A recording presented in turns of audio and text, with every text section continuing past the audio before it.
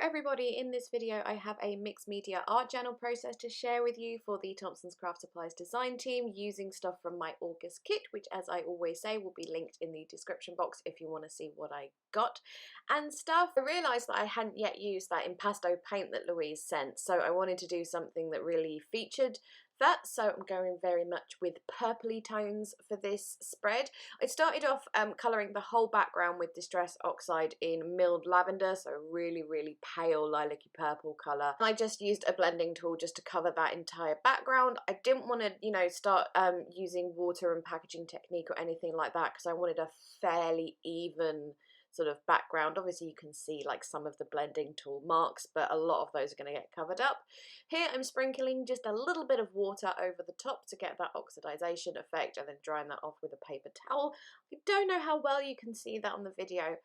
Actually, you just get those little hints that kind of like a little starry, almost sparkly effect. And then I wanted to use this. This is Fabrica Decoro, a chameleon metallic paint in pink gold. But I couldn't open it. Like, it was totally stuck shut. Obviously, I'd got paint on the threads and they dried, and I spent a long time trying to open that, and eventually I gave up and went and got an adult to help me who used like a proper wrenchy thing to open it. Anyway, we got it open, so always check you haven't got paint on the threads of your jar because such a rookie mistake. But anyways, it's fixed now, but I'm just using a makeup sponge just to dab that around the edges, kind of like almost like a gilded edge effect, but not because it's, I don't know, the colour, you can see it quite well actually. It's just that really beautiful pinkish champagne-y gold colour. The sheen is really pretty. I've only done a very light layer of that, but I love it. It's gorgeous. Anyways, then I just added a little bit of stamping in the background. I feel like this mostly gets covered up. I did second generation stamping with this because I thought first generation would just be far too bold, so I'm just using a scrap piece of paper to do the first stamp and then doing the second stamp onto there. And then I chose this stencil, which I've had it so long, I'm really sorry, I have no idea where it's from. I feel like it might have even been an AliExpress purchase. Might have been, but as I said, I've had it a long time. And then I'm using the impasto paint through that stencil with a Prima 2-inch silicone brush, and that impasto paint is just, it goes through the stencil perfectly because it's so thick and rich. It's just like a paste, really. So where I've had problems with using acrylic paints and stencils in the past, this just was not there at all, and I love the way it came out. It didn't behave quite as well on this this top bit of stenciling I'm doing. I think that's because it's a much finer pattern, I think, and also because I couldn't put my stencil completely flat because of the rings of my art journal. So this didn't stencil quite as well, but you can still very much see the pattern and everything. The impasto paint also dries very quickly as well, which is always a bonus for me. I did make sure to wash that straight off the stencil though, because I imagine if it dried on there, that would be not good. So I thought I'd bring in some waxes just to highlight some areas around the stencil. So I'm using, this is Cosmic Shimmer Gilding Wax in the colour, just look at my list for a second, New Gold. And in case you're wondering, I usually scoop some out of the pot and put it down on my glass mat there. Quite frankly, it's because my nails are long, and if I just try and get it straight out the pot, then it all goes under my nails. So, little tip, if you're like me, you like having long nails but want to use like blending-y things like that with your fingers, if you put it on a flat surface first, then your nails don't so much get in the way.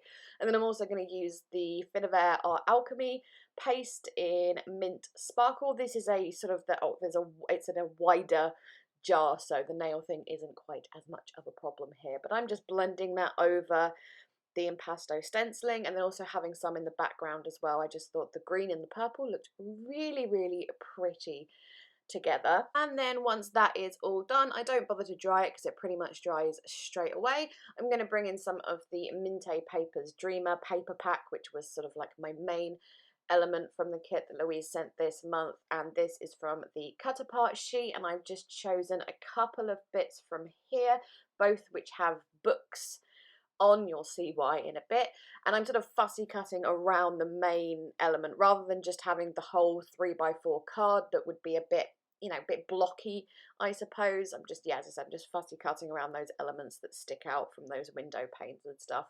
Going around the edges with a distress tool though, just to give them that more interesting edge.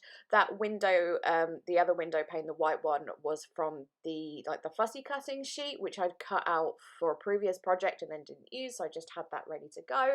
And then I'm also going around the edges with Distress Oxide in Dusty Concord, just like a really, really strong purple to bring those out a little bit from the other purples in the background. And then those are going to get stuck on with the old Prima 3D gloss gel. It might not have been necessary actually for this layout, because I probably could have used tacky glue and it'd be fine, but my gel was to hand and I have a really, really big pot of it, so I'm not worried about wasting it. These bits here are from, again, the same paper pack and from the fussy cutting sheet, and by this point I decided I was very much going for a book theme. I'd found a quote that I wanted to use, so you can see I cut out these book pieces, again going around the edges with the Dusty Concord so it's all matchy, and then I'm just going to figure out where on my page I'm going to have those, and I decided just to cluster them around where the papers were already, just so it wasn't too all over the place, I suppose. Covering those up just with some scrap paper there, because I wanted to do lots and lots of splatters but not have too many splatters on those bits. So this is Distress Oxide in Victorian Velvet, bringing a pink element here, and then I wanted gold splatters, but I wanted like really thick, heavy gold splatters, so instead of using my Heidi Swap Colour Shine, I got some gold acrylic paint, which was in a previous Thompson's kit. It is the Imagination Crafts Starlight paint, I think, in antique gold. I mixed that up with a lot of water so it would be a good splattering consistency, and then just, yeah, splattered that all over the place with a paintbrush. Now, for the words I wanted to add on this piece, I didn't want to type them out, I wanted to write them, so I've grabbed some fancy cream paper, my glass dip pen, and some really pretty light pink ink, which is the Herbin. I'm atrocious at the French language, so I'm gonna butcher this, but the Herbin, oh, I've forgotten what it's called, Bouquet d'Antan. Oh, I have destroyed that and I am sorry, but really pretty light pink, and as I said, just using my glass dip pen to write that out. Quote is, reading is essential for those who seek to rise above the ordinary. Just random quote I found online, thought that would be nice on an art journal page. Although when I see reading is essential, I just think of RuPaul's Drag Race, so I've kind of ruined that for myself, but never mind.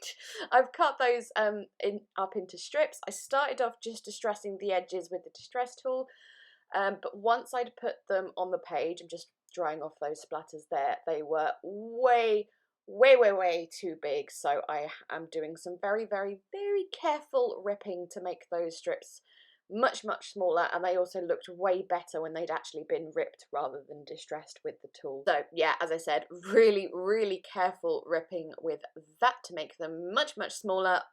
Prefer that so much. It looks so much better than when it was all big and clunky.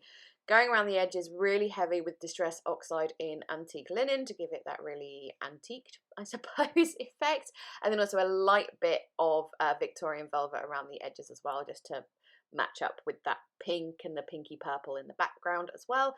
And then all of those are going to get stuck on with, again, the Prima 3D gloss gel, and kind of just sort of moving the little strips around so they're not just in one line, which just doesn't look very attractive, just spacing them out a bit. I thought that was going to be the end, but actually I thought, as I've got stuff about I've got the quote about reading, I've got the books, but I need something else. So I just got a random book page from my stash of many book pages, ripped it up so I could have one piece in the top corner and the right and one at the bottom left.